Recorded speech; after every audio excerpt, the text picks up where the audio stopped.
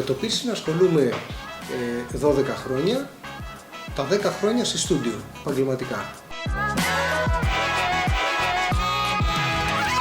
Έχω κάνει εκπαίδευση 2 χρονών σαν δοκιμαζόμενος, στο λεγόμενο apprenticeship, και έχουμε πάρει την επιχείρηση μαζί με τον αδερφό μου από το Μάρτιο του 2025.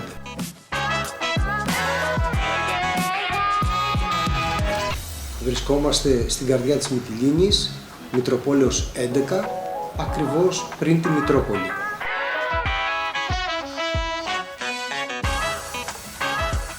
Έχουμε υπερβεί τα στάνταρ της νομοθεσίας κατά πολύ. Είμαστε στο πρωτόκολλο οδοντιατρίου.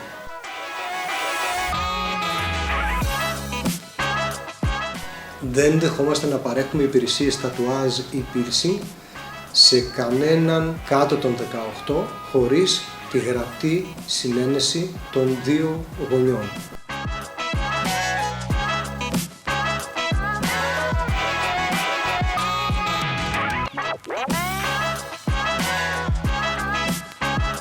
Αυτό που συστήνουμε είναι σίγουρα να έρθετε στο στούντιο, να ενημερωθείτε οποιαδήποτε ώρα και στιγμή θέλετε, και αν μπορούμε τη διαδικασία να την κάνουμε καλύτερη, να την προσαρμόσουμε σε εσάς, θα το κάνουμε με μεγάλη χαρά.